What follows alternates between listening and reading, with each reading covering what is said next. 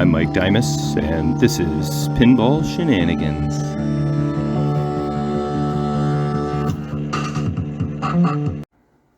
Okay, welcome back, Shenaniganders. I guess this is what I'm going to call Seawitch Part 2. In this video, we're going to kind of go over what is wrong with the machine. Maybe not so much what is right with it, because we don't need to address what is right with it. And do what is needed to refurbish this guy. Like I said in the last video, the history on this is I bought this maybe, I'm just going to guess, roughly 4 years ago. And then it was like, you know, never touched really. So I basically just tore it apart and put it back together again. So that would be, you know, 3-4 years ago. I learned more and more as I go, so I was definitely a little greener back then, but you know, I did what I did to the best of my ability back then. And there was a fair amount that I did. Pretty much a full, you know, rebuild all the flippers and the drop targets, like took them completely apart. And anyway, I did a bunch of shit on this machine. Then I traded it towards my friend Matt. He got my X-Men. I got my Seawitch back and my skateball back. I didn't necessarily need these machines back, but to make the deal work for Matt, I accepted them back. And I knew since I had worked on both skateball and Seawitch that it shouldn't take much to just give them a refreshment and get them, you know, send them back out in the wild. So that's my plan for Seawitch. I'm just going to go over it head to toe, make sure everything's functional, do a few cosmetic things, and play test the crap out of it. I've got my little gathering coming up on Saturday for my birthday, so I'm gonna have a little mini 8-person tournament. That today's Tuesday, so you know, getting close to that. So my goal is to have this fully functional for that tournament, and then that'll be a good play testing of the machine, run that through the tournament, and then see how it holds up. But first thing I'm going to do, not first, but one thing for sure I'm going to do is re-rubber the machine, because they're getting old and cranky. I mean, they're not that bad, really. I mean, the closer I look at them. But I may just... Matt had this machine for, I think, 2 years? Because when I brought it to him, it wasn't during COVID times. It was prior to that. It's been like a year and a half of COVID times.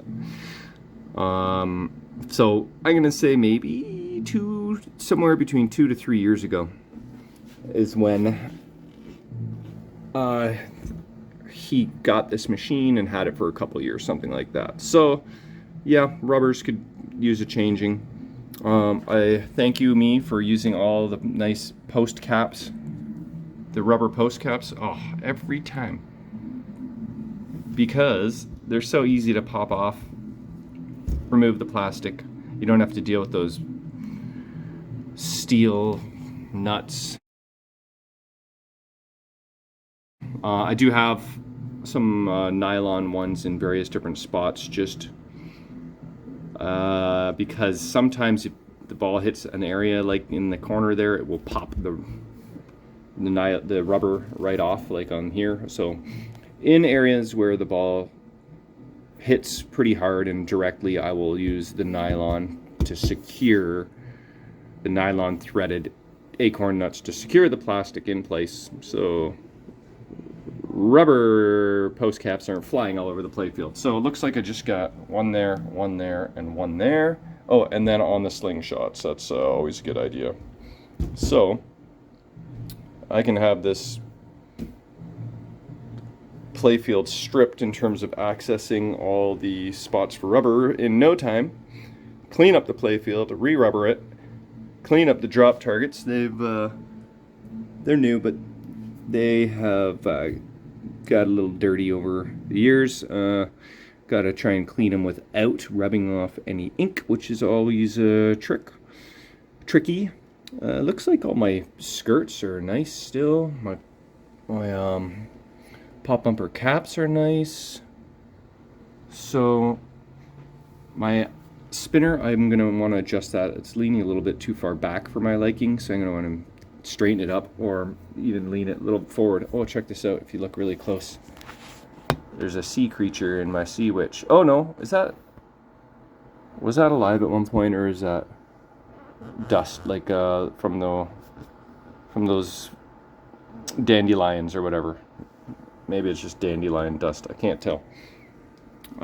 So, okay, the first thing, the most important thing right now, okay, one thing from last video, this flipper sticking, we'll have to check that out. Also, oh, it's not over there anymore. But there I found a T-nut in the machine, so I'm guessing there's a post that's a little loosey-goosey. But check this out, I noticed this just as I was wrapping up the last video. We'll fire the machine up, wait for our 7 ding-dongs, and check this out. Okay, I'm gonna hit the start button. Now, I don't want to do this too much because I kind of feel like maybe solenoid voltage might be somehow touching the lamp voltage. When I hit the flipper, watch. See that?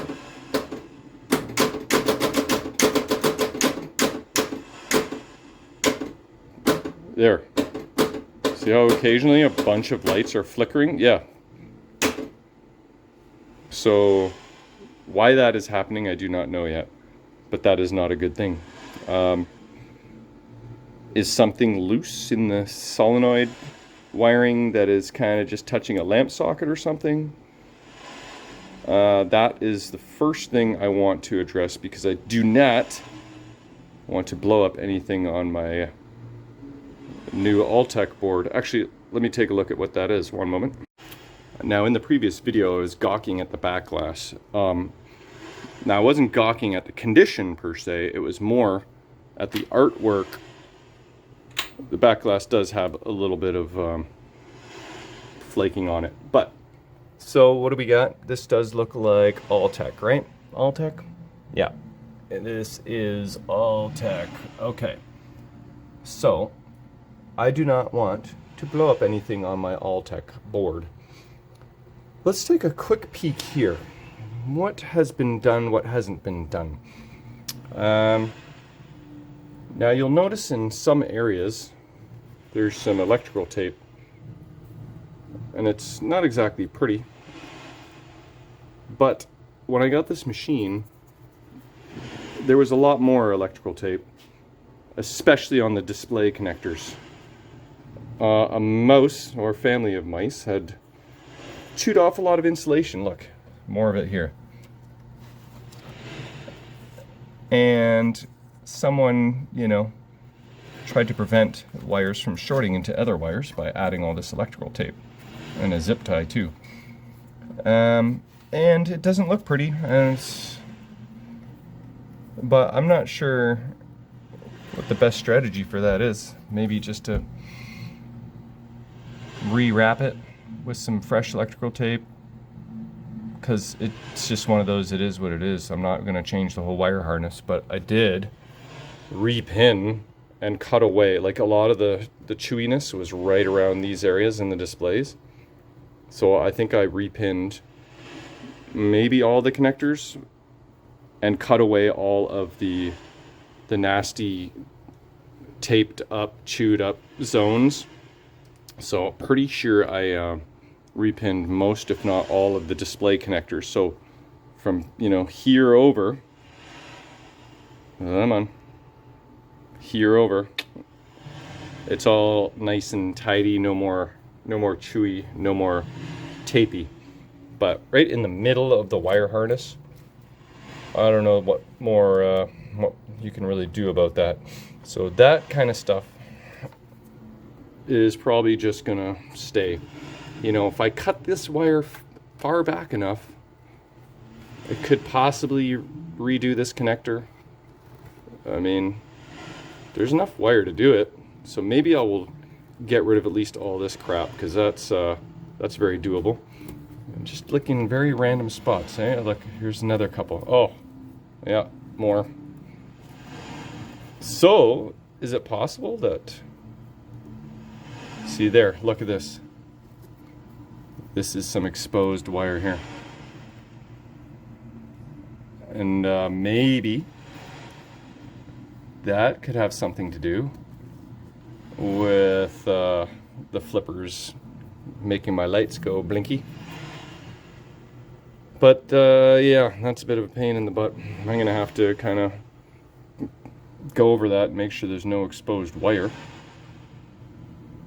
and find out why my lights are going blinky. But yeah, it's a bit of a bummer.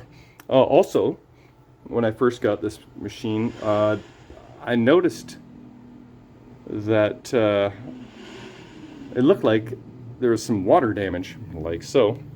So it turns out he had a leak in his roof, and it was dripping onto the machine, and like it came down in here somewhere, just a tiny little drip. Here, look, you can see a little bit of rust. And ended up, I guess, just pooling in this corner. But there was one, is it this guy here? I think it was one of these display metal trays that kind of got a little more rust than the others. And I believe I removed the tray and tried to sand off the crud or something. I didn't go to any great lengths, but I don't know, looks like I sanded off some of the nasty that was there. But it stained. You know, I have another one of these trays, actually. I could replace the whole darn thing. It's not exactly necessary. Just a little bit of rust in the corner that you can't see. You know, it's a little bit on that guy too. So, yeah, a little bit of a... See, this has a little bit of rust on it as well, I think. Yeah. But yeah, so this has been got a little bit of moisture, got a little bit of mice, but it survived. And you know, I probably had some pretty bad battery acid damage, otherwise I wouldn't have replaced the CPU. I don't remember really. Looks like I replaced the cap on the solenoid driver. I wonder if I did the other jumpers on the back. It I don't see any new female housings, but so I don't know what I repinned and what I didn't. Nowadays, I usually write on the connector that I repinned it, so I know what I did and what I didn't. Anyway, that's some stuff that I'm going to have to look into and do, and yeah, that is on the to-do list now. I think I forgot to mention that not only did I find my light blue, I found my dark blue as well, so I can do whatever touch-ups I need. I also found a nut just now. So there's a nut and a T-nut. And then this bracket here, this piece of what I thought might have been a coil stop. Let's see. See that? If you take a look, right here, that is what that probably is. Now, like so. Question is, I mean, there's two different nuts in that. Okay, it looks like I rebuilt the flippers because those look like new coil stops. Oh yeah, and look, those are the new links and plungers. So, now did I do that to all four? But those broken brackets can often be pop bumpers. Looks like I changed a solenoid. Oh look, that screw is not in very well. It's like trying to work itself loose, and it's a Robertson, which doesn't want to be a Robertson. It wants to be a flathead, but okay, mental note of that. But anyway, yeah, so it could have been a really old,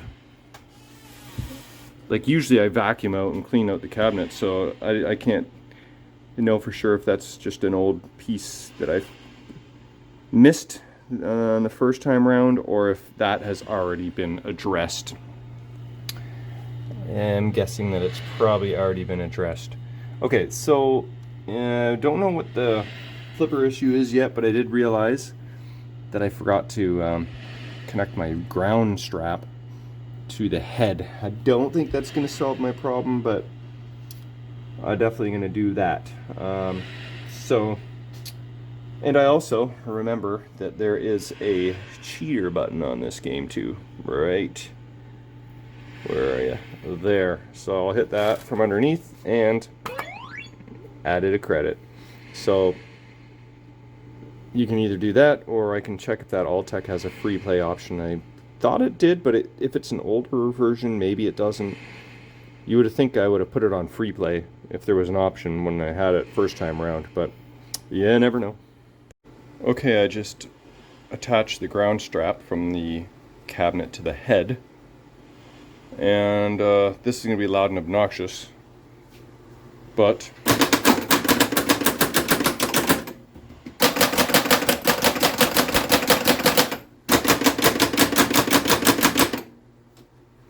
it fixed my problem. I am super stoked. That's all it was. I wouldn't have ever thunk it, but it's friggin' awesome. So the only issue is that this 1X light is a little flaky now. So, man, I really hope that that is all it was and it doesn't come back. Oh yeah, so sticky flipper, that'll be up next. Okay, so I just lifted the playfield and activated the flipper manually.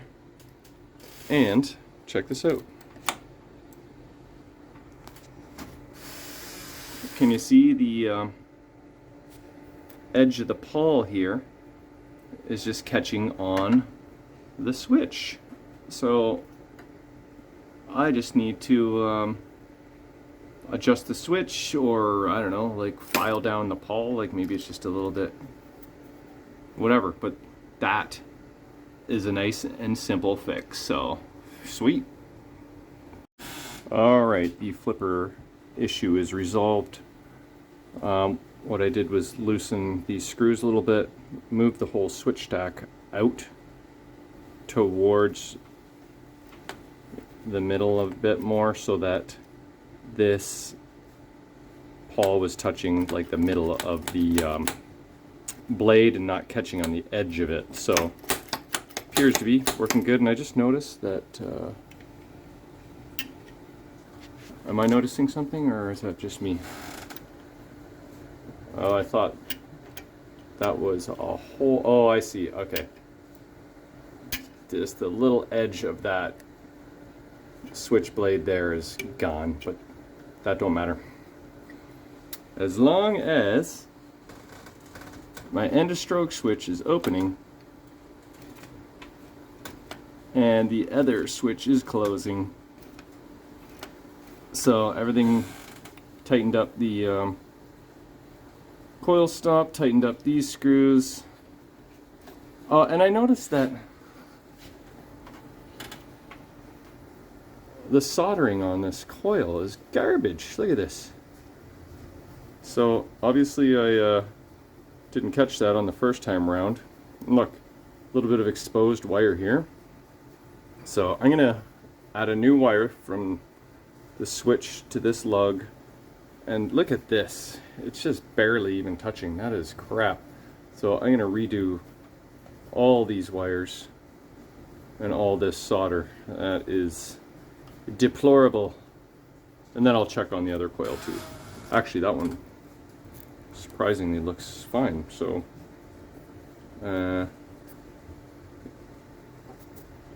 yep, so okay, that one seems to be okay.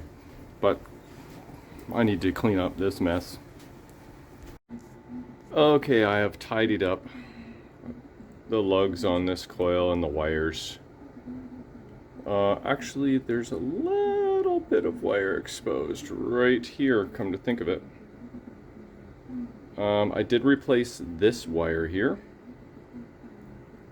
And the old one was quite in shambles. Here it is. Yeah, look at that. Some excess solder. It's always a good idea to put a towel down so you don't, so that solder doesn't land on your rectifier board. Then you would wreck it. Okay, I think I can turn this off for now, but I'm kind of tempted to replace this wire now that I saw that. And I may do that, but definitely everything's looking a little tidier there, so I am content with that. Let's make sure that these guys aren't touching each other. Yeah. Okay, so that should be good. Alright, I'm back down in the basement. It has been one moon since the last clip, as in it is now tomorrow, which is really today. Can you tell I just woke up? I think it's time for Diet Coke. And I was just for fun looking at Seawitch here on the Internet Pinball database. And there was 2,500 and... how many? 2,503 units made. But let's check out this flyer together. I haven't actually really looked at this. Just briefly. Beware the sorcery of Seawitch. Who can resist the strange, compelling call of the fantastical Seawitch? Her magical sounds fascinate. Her alluring lights beckon seductively. Once the unwary traveler falls beneath her spell, she is trapped forever. Ooh, cool. Okay, now this is the flyer in the back. It's a pretty creepy fish there. Okay, so Stern was the first to produce a wide body with 7-digit scoring in big game. Ah, I know where there's a big game. Now Stern does the incredible again with Seawitch, the first standard size game that that scores into the millions. 18 different ways to build bonus. Really? 18 different ways? Captivating sounds and light displays. 3 drop target banks, 4 flippers, a variable value spinner. Yeah, pretty cool. So this is 1980. Hey, look, it shows like white apron cards there. Oh, a nice purple Stern logo there. But when you actually click on the production photos, they are blue apron cards.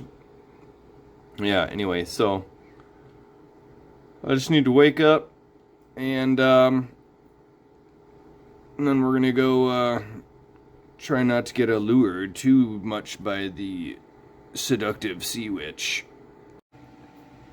Okay, so I'm just going over the underside of Seawitch here and just get some better light.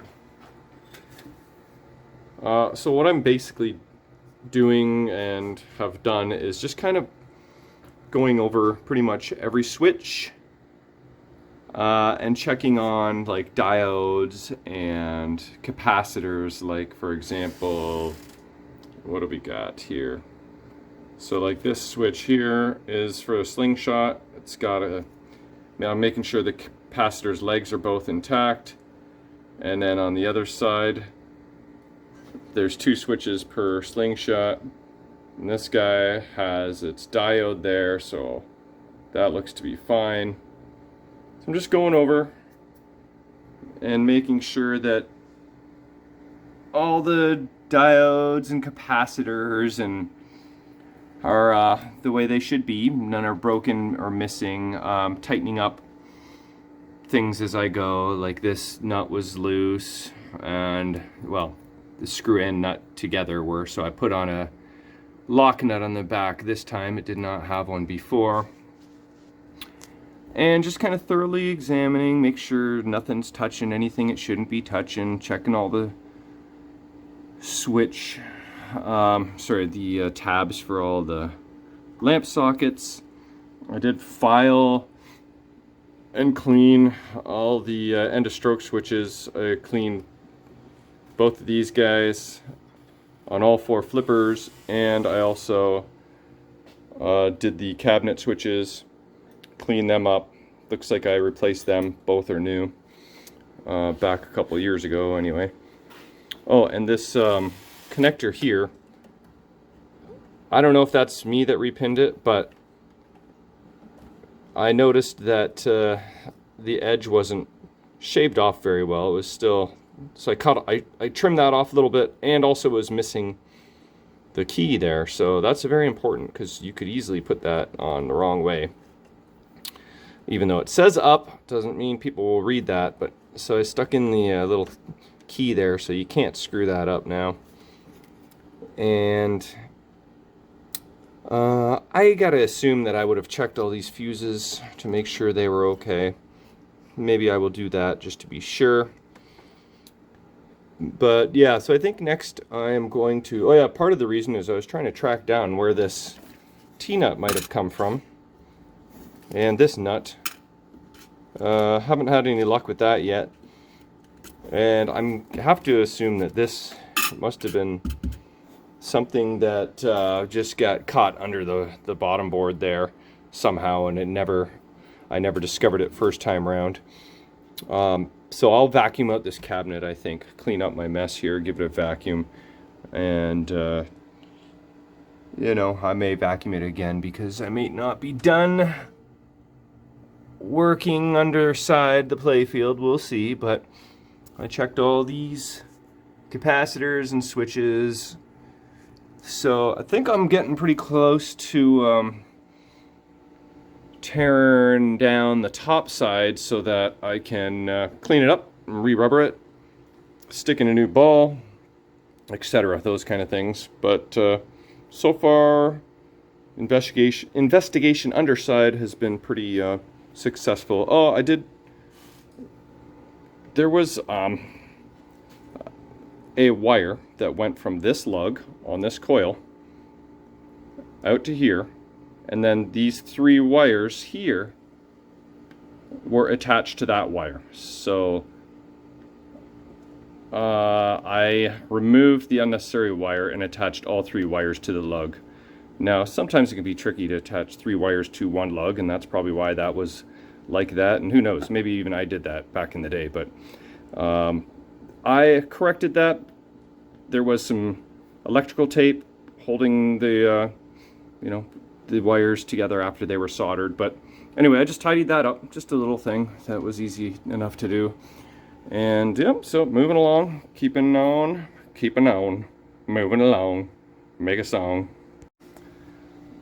Alright, so the cabinet's been vacuumed out, tidied up, cleaned up, and you know, I think maybe for the most part the underside of the playfield and cabinet are done. So did you know, I don't know if I mentioned this in a previous video or not, but what is the purpose of these metal plates? Do you know?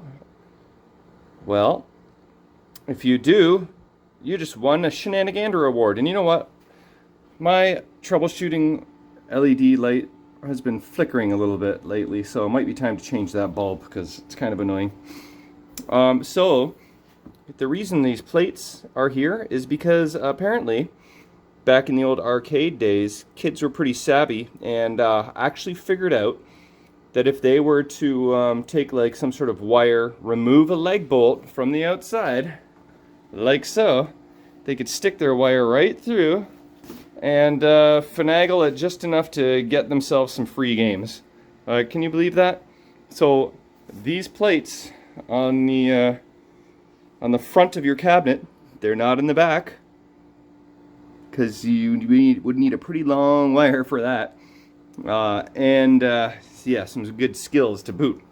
But that is an anti-cheat device. What do you know?